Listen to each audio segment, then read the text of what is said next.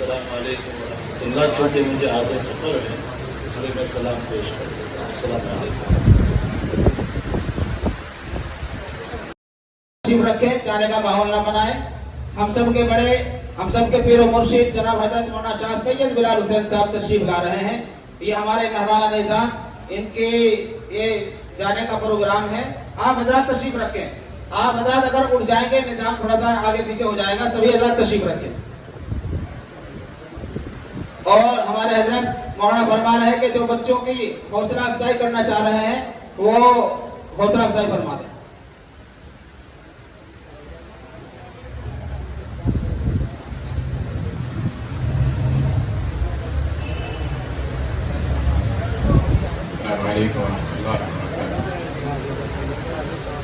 الحمد لله الواحد الأحد الفرد الصمد الذي لم يلد ولم يولد ولم يكن له كفوا أحد. معزز علماء کرام, میرے استاد مربی محسن حضرت مولانا شاعر اسلام احسان محسن صاحب مدد اللہ العالی, اور تمام خواتین و حضرات, یہ اللہ تبارک و تعالی کا خاص کرم ہے کہ اس نے اس چھوٹی سی جگہ سے, جب یہ بہت چھوٹی تھی, یہاں سے اور ان اساتذہ کے ہاتھوں پر, خاص طور سے شاعر اسلام حضرت مولانا احسان محسن صاحب کے ہاتھوں تعلیم و تربیت ہوئی, تو اللہ تبارک و تعالیٰ نے ناچیز کو نہ صرف ہندوستان میں بلکہ باہر کی دنیا میں, خلیجی ممالک میں دین کی تعلیم اور اسلام کی تعلیم و تبلیغ کی سعادت بخشی. اور اس کے بعد دارالعلوم دیوبند میں اللہ تبارک و تعالیٰ نے موقع عنایت فرمایا. یہ بہت مبارک مجلس ہے. میں آپ لوگوں سے چند دل کی باتیں کہنا چاہتا ہوں, اس لیے گزارش کروں گا کہ خاص طور سے میرے کوٹیسرے اور پیارے وطن کوٹیسرے کے رہنے والے حضرات تشریف رکھیں, تاکہ ہم جو ہے آگے کا دائرہ عمل بنائیں کہ ہم ان بچیوں سے کیا کام کرا سکتے ہیں اور فارغ ہونے کے بعد وہ کیا کر سکتی ہیں. تو اس لیے میری گزارش ہے کہ آپ اب ان باتوں کو ذرا سا غور سے سنیں, اور جو حضرات ادھر ادھر تشریف لے جا چکے ہیں وہ اگر تشریف لے آئیں تو بڑی مہربانی ہوگی. بات لمبی چوڑی تقریروں سے نہیں ہے, بلکہ یہ ہے کہ ہمیں کرنا کیا ہے. جلسے کا اصل مقصد ہے ختم بخاری شریف کے بعد جو دعا ہوتی ہے وہ علماء کا اتفاق ہے اس سلسلے میں کہ وہ دعا قبول ہوتی ہے, اور دعا سے محروم چلے گئے تو آنے کا کیا فائدہ ہوا. تو اس لیے جو حضرات ادھر ادھر ہیں, بس ابھی 15-20 منٹ کے بعد حضرت سید بلال صاحب ہمارے بہت بڑے بزرگ ہیں, وہ تشریف فرما ہے, ان کی مستجاب دعائیں ہوں گی, اس کے بعد ہی آپ جانے کی کوشش کریں. تب تک حضرت والا ہمارے حضرت مولانا محمد صداقت صاحب جو دارالعلوم دیوبند میں اس وقت جو ہے بہت خدمات انجام دے رہے ہیں, ان کا خطاب سنیں. تو میرے بھائیوں اور پیاری بہنوں, اللہ تبارک و تعالیٰ کا یہ خصوصی احسان ہے کہ اس نے ہمیں مسلمان بنایا, کیونکہ اللہ کے یہاں جو دین قابل قبول ہے وہ صرف اسلام ہے. ان الدین عند اللہ الاسلام ومن یبتغی غیر الاسلام دینا فلن یقبل منہ. اگر کوئی اسلام کے علاوہ دوسرا دین قبول کرنا چاہے گا, کوئی کسی دوسرے دین کو پسند کرے گا, تو وہ دین اس سے ہرگز قبول نہیں کیا جائے گا. وَهُوَ فِي الْآخِرَةِ مِنَ الْخَاسِرِينَ, اور وہ آخرت میں جو ہے نقصان اٹھانے والوں میں سے ہوگا. تو اللہ تعالیٰ کا ایک تو یہ احسان ہے کہ اس نے جو ہے ہمیں انسان بنایا, عقل دی, اور یہ سارا جہان ہمارے لیے بنایا. پھر اس کے بعد جو اس نے سب سے پیارا راستہ چنا ہے انسانوں کی کامیابی کے لیے اس دنیا میں بھی اور آخرت میں بھی, وہ اسلام ہے. تو ہمیں بغیر ہماری محنت کے اور بغیر ہماری جد و جہد کے اسلام کے اندر داخل کیا اور اسلامی گھرانے میں ہمیں پیدا فرمایا. تو یہ کوئی معمولی چیز نہیں. اللہ تبارک و تعالیٰ کا جتنا شکر ادا کیا جائے وہ کم ہے. وہ بھی شکر قدوم النعم, شکر سے اللہ تبارک و تعالیٰ کی جو نعمتیں ہیں وہ ہمیشہ باقی رہتی ہیں۔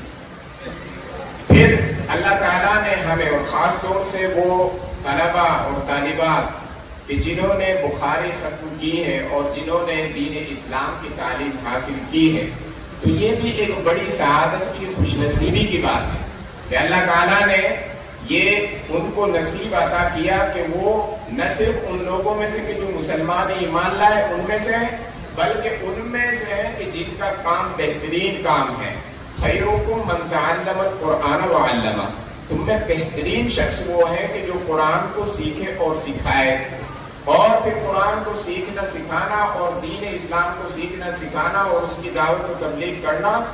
اس کی بات جو ہے وہ سب سے اچھی بات ہوتی ہے۔ وَمَنْ أَحْسَنُ قَوْلًا مِّمَّنْ دَعَا إِلَى اللَّهِ وَعَمِلَ صَالِحًا وَقَالَ إِنَّنِي مِنَ الْمُسْلِمِينَ، اس سے زیادہ اچھی بات کس کی ہو سکتی ہے؟ یعنی اس سے اچھی بات کسی اور کی ہو ہی نہیں سکتی کہ جو ایمان لائے اور اللہ کی طرف بلائے، تو سب سے اچھی بات اس کی ہے۔ وہ سب سے اچھا کام کرنے والوں میں اور سب سے اچھے لوگوں میں، یعنی چنندہ لوگوں میں ہمیں اللہ تبارک و تعالیٰ نے رکھا، تو یہ بڑی سعادت کی بات ہے۔ اب ہمارے پاس جو بڑی نعمتیں ہیں، ان بڑی نعمتوں میں سے ایک تو دین اسلام ہے، اور دین اسلام کیوں بڑی نعمت ہے اگر آپ دوسرے ادیان کو دیکھیں تب معلوم ہوگا کہ آج اسلام کو قبول کرنے والے وہ لوگ ہیں کہ جن کے پاس دنیا کی ہر چیز موجود ہے، وہ سب سے زیادہ قبول کرنے والے ہیں، کیونکہ دنیا کی ہر چیز تو موجود ہے لیکن دل کا سکون اور زندگی کا مقصد اور موت کے بعد کا اگر خیال آتا ہے تو انسان کا دل پھٹ جاتا ہے کہ وہ کیا اس کی زندگی کا مقصد ہے، وہ اس دنیا میں کیوں آیا ہے، کیا چند سال گزارنا ہے، یا جو ہے پھر ان تمام سالوں میں بھی اگر کسی کے پاس جو ہے سب کچھ ہونے کے باوجود بھی وہ بیمار بھی ہوتا ہے، اسے تکلیف بھی ہوتی ہے، اسے درد بھی ہوتا ہے، تو کیا زندگی کا یہ مقصد ہے؟ جب ان کو زندگی کا مقصد معلوم ہوتا ہے قرآن کریم کے ذریعے سے تو وہ اسلام لاتے ہیں۔ اور خاص بات یہ ہے کہ یورپ اور امریکہ میں اسلام لانے والوں میں معلوم ہے کس کی سب سے زیادہ تعداد ہے؟ 70% سے زیادہ، یعنی 70% سے زیادہ جو اسلام لانے والے ہیں وہ عورتیں ہیں، کیونکہ عورت کو جس طریقے سے ظلم کا شکار بنایا گیا ہے آزادی کے نام پر اور خاص حقوق نسواں کے نام پر، ہیومن رائٹس اور ویمن رائٹس کے نام پر، تو بعد میں جس کو سب سے زیادہ اس کا خمیازہ بھگتنا پڑتا ہے وہ عورت ہے۔ اس لیے ہم اسلام میں جو عورتوں کا مقام ہے وہ دنیا کے کسی بھی مذہب میں نہیں ہے۔ اگر یہاں کے مذہب میں دیکھا جائے تو آگناک سے زیادہ خطرناک عورت کو کہا گیا ہے۔ چائنا کی تہذیب میں عورت کو قتل تک کرنا اور شوہر کے لیے اس کو بیچنا تک جائز تھا، اور یورپ والوں نے خاص طور سے عیسائیوں نے تو یہاں تک حد کر دی تھی کہ وہ یہ کہتے تھے کہ عورت کے اندر روح ہی نہیں ہے۔ ایک کانفرنس ہوتی ہے فرانس میں تقریباً آج سے 800 سال پہلے، اور اس میں بڑے بڑے پادری اور بڑے لوگ شامل ہوتے ہیں عیسائی مذہب کے، اور وہ اس بات کے اوپر جو ہے بحث کرتے ہیں کہ آیا عورت کے اندر روح ہے یا نہیں، وہ انسان ہے یا نہیں، اس کو انسانیت کا درجہ ملنا چاہیے یا نہیں۔ اور عرب کا تو حال آپ کو معلوم ہی ہے کہ وہ اگر بیٹی پیدا ہو جاتی تھی تو اس کو زندہ گرگور کر دیتے تھے، ان کے منہ چڑھ جاتے تھے۔ تو اس عورت کو جو درجہ دیا گیا ہے وہ اسلام میں دیا گیا ہے، کبھی ماں کی حیثیت سے، بیٹی کی حیثیت سے، بیوی کی حیثیت سے اس کے حقوق بتائے گئے ہیں، اس کے لیے خاص احکام بتائے گئے ہیں، اور فضیلت اتنی دی گئی ہے کہ وہ کام جو مردوں کو مشکلیں ہوتے ہیں کرنے، مثال کے طور پر نماز ہی لے لیجیے، مردوں کو جو ہے وہ جماعت کے ساتھ پڑھنا ہے، باہر جا کر پڑھنا ہے سردی گرمی کے اندر، اور تب جا کے ان کو زیادہ ثواب ملتا ہے، اور اگر عورت جو اپنے گھر کے اندر نماز پڑھتی ہے اس کو زیادہ ثواب ملتا ہے۔ یہ اتنی بڑی نعمت اللہ تبارک و تعالیٰ کی ہے اسلام کہ جس کے اوپر بات کی جائے تو گھنٹوں چاہیے، اور بلکہ اس نے بھی پورا نہیں ہے، بخاری کیا ہے، ایک کورس مکمل کیا ہے، دین اسلام کی جو دوسری سب سے بڑی چیز ہے یعنی قرآن کریم کے بعد حدیث، اس کا درس مکمل کیا ہے۔ تو ان بچیوں کے لیے کیا کام ہے آگے؟ ایک بڑا سوال یہ پیدا ہوتا ہے کہ اب آگے کیا کریں، کیونکہ یہ جو تعلیم ہے، یہ تعلیم جاب حاصل کرنے کے تو لیے نہیں ہے، نہ ہی اس سے مال ملے گا، نہ ہی اس سے جو ہے آگے کیا کریں، ڈگریاں ملیں گی، بڑی بڑی ڈگریاں، جس کے آج کل لوگ جو ہے اہمیت سمجھتے ہیں۔ تو ان بچیوں کے لیے کیا لازوال عمل ہے، وہ کیا کر سکتی ہیں؟ آج ہم لوگ یہ شکایت کرتے ہیں کہ ہم صرف شکایت کرتے ہیں کہ ہماری بچیوں کے اندر سے دین نکل رہا ہے، بے پردگی ہو رہی ہے، اور آپ رسومات اور خاص طور سے شادیوں کے اندر اگر دیکھیں تو کیا حال ہے۔ لیکن ہم اس بات پر بات کرنے کے لیے تیار نہیں ہوتے کہ ہمیں جو ہے ان بچیوں سے کیا کام لینا چاہیے اور کس انداز سے لینا چاہیے۔ تو میں آج آپ لوگوں سے، چونکہ یہ موقع بھی ہے اور حضرت الاستاذ مولانا قاری احسان محسن صاحب مدد اللہ علیہ یہاں پر موجود ہیں، اور یہ گاؤں بھی بہت اہم ہے اور مسلمانوں کی ایک بہت بہترین اور بڑی بستی ہے، تو یہیں سے یہ کام شروع ہو جائے انشاءاللہ تو بہت خیر کا مسئلہ ہوگا۔ دیکھیے پیارے بہنوں، یہ بات صحیح ہے کہ آپ کو اس سے جاب نہیں ملے اور نہ ہی جاب کرنا زندگی کا مقصد ہے، کیونکہ جاب کا دوسرا معنی غلامی ہے، اور عورتوں کے لیے تو یہ کام ہے ہی نہیں کوئی بھی کام کرنا، کیونکہ مرد کے اوپر اسلام نے عورت کی ذمہ داری ڈالی ہے، پورے نان و نفقے کی، اس کے خرچ کی، اس کے سب کچھ کمپلیٹ مرد کو کرنا ہے، چاہے وہ باپ کی حیثیت سے کرے، بھائی کی حیثیت سے کرے یا پھر شوہر کی حیثیت سے کرے۔ تو عورتوں کے لیے تو یہ چیز ضرورت میں ہی نہیں ہے، الا ہے کہ بہت زیادہ کوئی ایسا مسئلہ ہو جائے تو پھر وہاں گنجائش ہے، اور وہ ایک الگ مسئلہ ہے، وہ ایکسیپشن ہوتا ہے، استثناء ہے۔ تو پھر ہمیں کرنا کیا ہے؟ اچھا یہ بھی ایک ہوتا ہے کہ اب پڑھ لیا اس کے بعد کیا کروں؟ تو سب سے پہلے جیسا کہ جو عالم صاحب شیخ درس حدیث دے رہے تھے، انہوں نے ایک خاص بات کی طرف توجہ دلائی کہ سب سے پہلی چیز جو ہے یہ عمل کرنے کے لیے،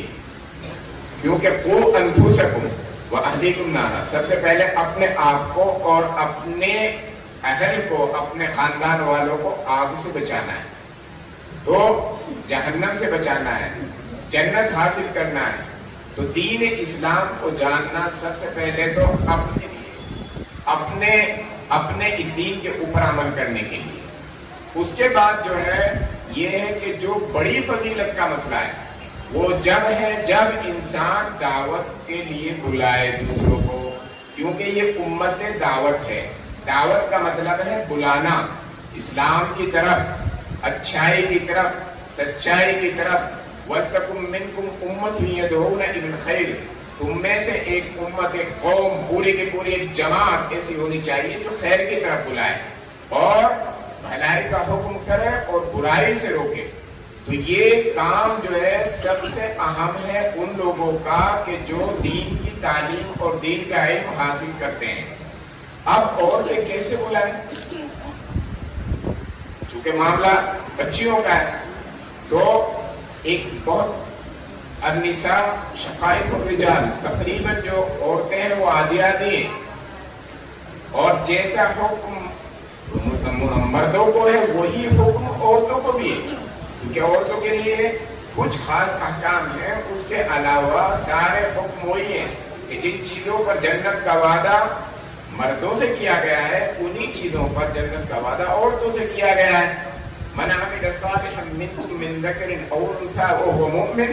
فلنحيينه حیاتا طیبہ ولنجزینہم اجرہم باحسن ما كانوا یعملون، کہ تم میں سے جو کوئی نیک کام کرے چاہے وہ مرد ہو یا عورت اور وہ مومن ہو تو اللہ تبارک و تعالیٰ اس کو اجر عظیم دیں گے، اور اس دنیا میں بھی حیات طیبہ، اچھی زندگی عطا فرمائیں گے۔ تو یہ دونوں کے لیے کچھ خاص احکام میں ان کو اللہ تبارک و تعالیٰ نے فضیلت دی ہے، کچھ میں جو ہے مردوں کو فضیلت دی ہے۔ تو اب ایک بڑا مسئلہ جو ہمارے سامنے ہے وہ بچیوں کی تعلیم و تربیت کا ہے۔ ہماری اکثر بچیاں مدرسے میں نہیں آتی، یہاں پہ 26 بچیوں نے، تقریباً 26 بچیوں نے بخاری شریف ختم کی ہے، دوسرے اگر بتانے سے تو کتنے 10 20 50 100 بچیاں ہو جائیں گی، تو کیا پوٹینشیل میں 100 بچیاں ہیں؟ 100 ہی عورتیں ہیں۔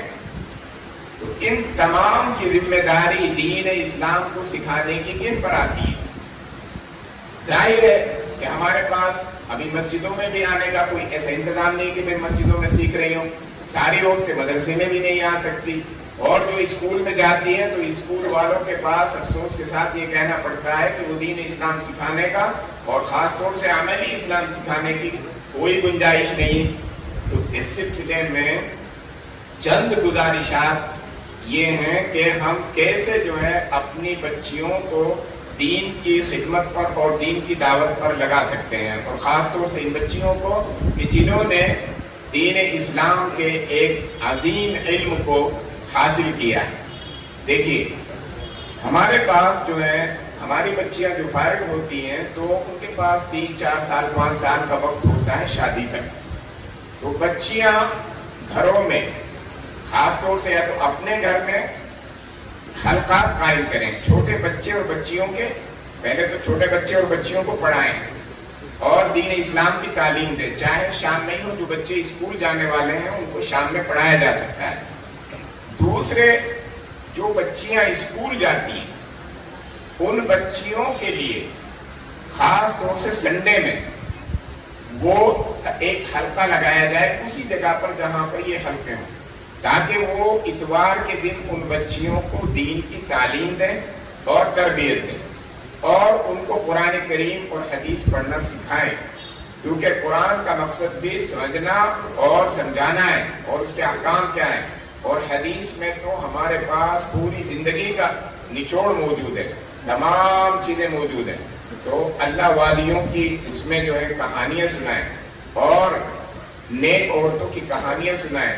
اور بہشتی زیور، معارف الحدیث، معارف القرآن یا دوسری تفسیروں سے کچھ ان کو سنائیں، جو ضروریات ہو ان ضروری باتوں کو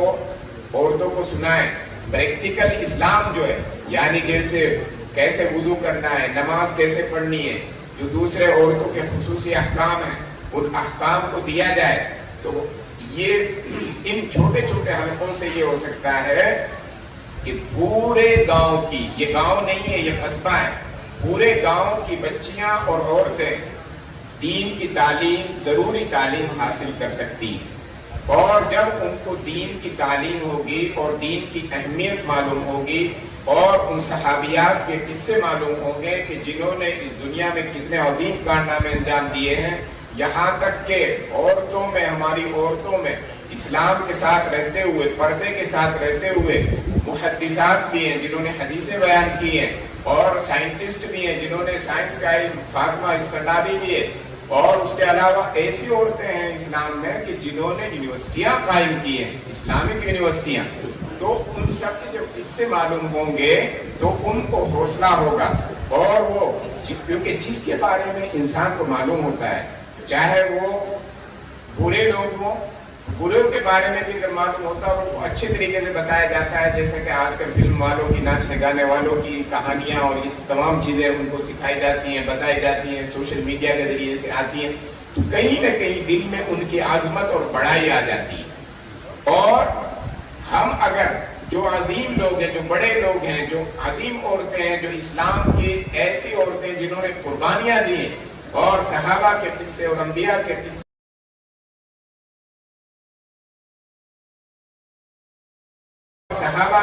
اور انبیاء کے قصے اور صلحاء کے قصے، صالحین کے قصے نہیں سنائیں گے تو پھر ان کی عظمت ان کے دلوں میں نہیں آئے گی، اور انسان جس سے محبت کرنے لگتا ہے وہ اسی کے ساتھ ہوتا ہے، المرء مع من احب۔ اس لیے ضروری ہے کہ ہم ایک انتظام کریں، اور مردوں کے لیے یہ لازمی ہے کہ پردے کا انتظام کریں۔ بہت سارے لوگوں کے گھر خالی پڑے رہتے ہیں، گھر خالی پڑے رہتے ہیں یہاں پر، تو ہر ہفتے تو کم سے کم ہفتے میں ایک حلقہ ایسا قائم ہونا چاہیے کہ جہاں پر یہ بچیاں جا کر جو انہوں نے علم حاصل کیا ہے وہ سنا سکیں، اور عورتوں میں بیداری آئے، کیونکہ عورتوں کی بیداری امت کی بیداری کے لیے، قوم کی بیداری کے لیے ضروری ہے۔ اور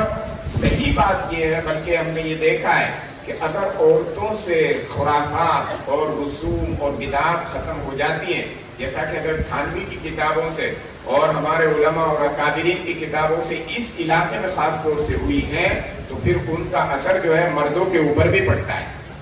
آج بہت سارے جو ہم اصلاح معاشرہ وغیرہ کے پروگرام کرتے ہیں اور اس کا اثر ظاہر نہیں ہوتا، اس میں ایک وجہ ناچیز یہ بھی سمجھتا ہے کہ وہ باتیں عورتوں تک نہیں جاتی اور رسوم اور رواج کرانے والی اکثر جو ہے وہ عورتیں ہوتی ہیں. تو جب ان کو معلوم ہی نہیں کہ کیا ہو رہا ہے اور اس کا کیا خمیازہ ان کو بھگتنا پڑے گا اور دین اسلام کتنا عظیم ہے اور اسلام کی کیا خوبیاں ہیں اور ہمارا کیا زندگی کا مقصد ہے اور کیوں ہم یہاں پر آئے ہیں اور حدیث کیا کہتی ہے اور قرآن کیا کہتا ہے، ہمارے نبی صلی اللہ علیہ وسلم نے ہمارے لیے کیا راستہ متعین کیا ہے، نبی صلی اللہ علیہ وسلم کتنے عظیم انسان تھے، حضرت عائشہ کتنی عظیم تھی، حضرت فاطمہ کتنی عظیم تھی. اگر یہ چیزیں معلوم ہی نہیں ہوں گی تو ظاہر ہے وہ کھانا پینا سونا اور جو عام زندگی کی بات ہے روزمرہ کی، انسان اس میں لگ کے رہ جاتا ہے اور غفلت میں رہ جاتا ہے. اور پھر یاد رہے کہ معاملہ یہاں نہیں ہوتا، اگر آپ کام نہیں کریں گے، مسلمان اپنے بچوں اور بچیوں کے اوپر کام نہیں کریں گے، ہم ان کی ذہن سازی نہیں کریں گے، ہم ان کا جو ہے ان کو صحیح راستے پر لانے کی کوشش نہیں کریں گے تو دوسرے لوگ کر رہے ہیں جو شیطان کے راستے پر لے جانے کی کوشش کر رہے ہیں. اور پھر ظاہر ہے کہ جو انسان کوشش کرے گا تو دنیا میں ایک اصول ہے کہ جو کوشش کرتا ہے اس کی کوشش اللہ تبارک و تعالیٰ رائے گا نہیں کرتا. تو پھر ہم نتیجہ بھی اس کا بھگتنے کے لیے تیار رہیں. اس لیے ہمیں اس کی کوشش کرنا ہے کہ ہمیں اپنے بچوں اور بچیوں کو کیسے اسلام پر باقی رکھنا ہے، اپنے آپ کو اسلام پر لانے کے لیے کیا کیا جدوجہد کرنی ہے. کیونکہ علماء کہتے ہیں کہ صحبت اور صلحاء کی صحبت اور یا قرآن میں بھی حکم ہے یا ایھا الذین آمنوا اتقوا اللہ وکونوا مع الصادقین، کہ ایمان والو اللہ سے ڈرو اور سچے لوگوں کے ساتھ رہو. تو یہ جو ساتھ رہنا ہے، یہ جو اجتماعی کام ہے، جب اجتماعی کام ہوتا ہے تو اللہ تبارک و تعالیٰ کا کرم اس پر ہوتا ہے اور اس میں برکت ہوتی ہے. بھیڑیا اس بھیڑ کو کھاتا ہے جو ریوڑ سے ہٹ کر دور چلی جاتی ہے. تو اگر ہم دعوت نہیں دیں گے تو مدعو بنیں گے، کیونکہ انسان دو ہاتھ سے خالی نہیں ہوتا. یا تو وہ داعی ہوگا یا مدعو ہوگا، یا تو وہ کسی کو اپنی طرف بلائے گا، اپنی بات کی طرف بلائے گا، جو اس کے پاس میسج ہے اس کی طرف بلائے گا، جو اس کے پاس خیر ہے اس خیر کی طرف بلائے گا. نہیں تو دوسرے اس کو شر کی طرف بلائے گا، جو ہو رہا ہے سوشل میڈیا کے ذریعے اور نہ جانے کن انداز سے وہ آپ سب لوگ جانتے ہیں. تو ان دو ہاتھ سے خالی نہیں ہے. اس لیے ہم اگر مؤثر ہونا ہے، ہمیں اپنے بچوں پر افیکٹو ہونا ہے، ان کے اوپر جو ہے ہمیں کوشش کرنی ہے اور انشاءاللہ اللہ تبارک و تعالیٰ کے فضل و کرم سے ان کے ایمان کے لیے اور اپنے ایمان کے لیے اور اپنے آنے والی جنریشنز اور اپنے آنے والی نسلوں کو بچانے کے لیے ہمیں کرنا ہے. تو یہ چھوٹے چھوٹے کام جنہیں ہم سمجھتے ہیں، کیونکہ صرف بخاری پڑھانا بڑا کام نہیں بلکہ نورانی قاعدہ پڑھانا، اردو کی ابتدائیات پڑھانا، اور یہ جو کام ہوتے ہیں شروع سے ہی یہ بہت بڑے کام ہیں. خاص طور سے میری بچیوں، میں آپ سے یہ کہنا چاہتا ہوں کہ اس جگہ سے ہمیں نورانی قاعدہ اور جو تجوید اور بیسک قرآن اور حفظ اور یہ پڑھ کے آج اللہ تبارک و تعالیٰ نے توفیق دی کہ عالمی طور پر بھی کام کر سکتے ہیں. تو آپ جن بچوں کو پڑھائیں گی یا پڑھائیں گے وہ بچے آگے جا کر کیا بنتے ہیں آپ کو نہیں معلوم ہے. اور اس لیے یہ نہیں ہونا چاہیے کہ مجھے جو ہے اگر کہیں بڑے مدرسے میں ہی جگہ ملتی ہے تو میں پڑھاؤں گی ورنہ نہیں، بلکہ اس طرح کے حلقات قائم ہوں اور وہ یہاں بھی ہوں. اور جب بچیوں کی شادی کسی دوسرے گاؤں میں ہو جائے تو وہ بہویں بنے تو وہ وہاں بھی جا کر یہ کام کریں، کیونکہ اس کام کے لیے 2-4 گھنٹے جو ہے صرف دن میں نکال لینا کوئی بڑی بات نہیں ہے، اور ہفتے میں 1 دن نکال لینا کوئی بڑی بات نہیں ہے. تو انشاءاللہ اگر دیکھیے اس طرح کے ہفتے قائم کرتے ہیں تو ہم یہ گاؤں اور محلے یہ بیداری انشاءاللہ پیدا ہوگی، اور ہم اس جو ہماری زندگی کا مقصد ہے کہ اسلام کو قبول کرنا، اسلام کے اوپر عمل کرنا، اس کو سمجھنا، یہ ہم جو ہے اور انشاءاللہ اسی میں کامیابی ہے. کیونکہ اللہ تبارک و تعالیٰ کے نزدیک قابل قبول دین صرف اسلام ہے، اور اسلام کے علاوہ جو کوئی دوسرا دین تلاش کرے گا، کوئی دوسرا راستہ تلاش کرے گا، وہ ہرگز قبول نہیں کیا جائے گا اور وہ آخرت میں نقصان اٹھانے والوں میں سے ہوگا. اگر ہمیں اس نقصان سے بچنا ہے جو ہر انسان کے لیے، تو ہمیں اسلام پر عمل بھی کرنا ہوگا، اس کو سمجھنا بھی ہوگا، اس کو دوسروں کو سمجھانا بھی ہوگا، اس کی دعوت بھی دینی ہوگی، اس کے لیے ایسے مواقع بھی فراہم کرنے ہوں گے، اور اس طرح کے حلقے اور اس طرح کے مدرسے اور اس طرح کی تنظیمیں اور آرگنائزیشنز بھی بنانی ہوں گی کہ جن سے پوری بیداری پیدا ہو، اور کوئی بھی ایک بچہ یا بچی جو اسکول جاتا ہو یا نہ جاتا ہو، یا ماں بہن یا گھر میں کام کرنے والی عورت یا کھیت میں کام کرنے والا مرد ایسا نہ رہے کہ جو اپنے ضروری دین کو نہ سمجھتا ہو اور یہ نہ سمجھتا ہو کہ اس کی زندگی کا کیا مقصد ہے، وہ کیوں آیا ہے۔ کبھی اللہ تبارک و تعالیٰ کے فضل و کرم سے ہم ایک ایسی جنت کے لیے جو ہے ایک ایسی جنت کے راستے پر ہیں کہ جس کے بارے میں اللہ کے رسول نے فرمایا مالا عین النار، کسی آنکھ نے ایسی جنت ایسی چیز دیکھی نہیں، ولا اذن سمعت، کسی کان نے ایسی چیز کو سنا نہیں، یعنی کوئی سن بھی نہیں سکا اس کے بارے میں کہ کتنی عظیم اور کتنی اچھی اور کتنی بہترین اور کتنی خوبصورت اور کتنی لاجواب ہوگی۔ ولا خطر علی قلب بشر، اور حد یہ ہے کہ انسان اس کا تصور بھی نہیں کر سکتا، کسی کے دل میں بھی وہ بات نہیں آ سکتی کہ اللہ تبارک و تعالیٰ نے وہ کتنی اچھی جنت بنائی ہے۔ اللہ تبارک و تعالیٰ ہمیں جنت کے راستے پر چلائے اور ان لوگوں میں سے بنائے کہ جو جہنم سے بچ چکے ہیں، اور جنت الفردوس میں جگہ نصیب فرمائے۔ وآخر دعوانا الحمدللہ رب العالمین۔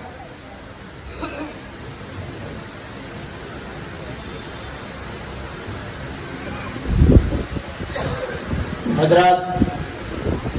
ہمارے لیے سعادت کی اور خوش نصیبی کی بات ہے کہ ہم سب کے بزرگ، ہم سب کے بڑے،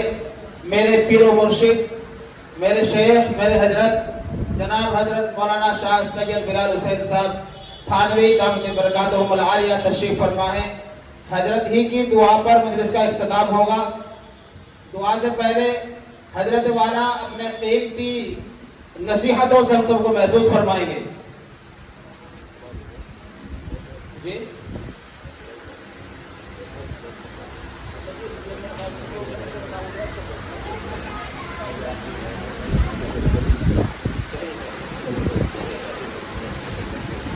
جو بچیاں فارغ ہوئی ہیں،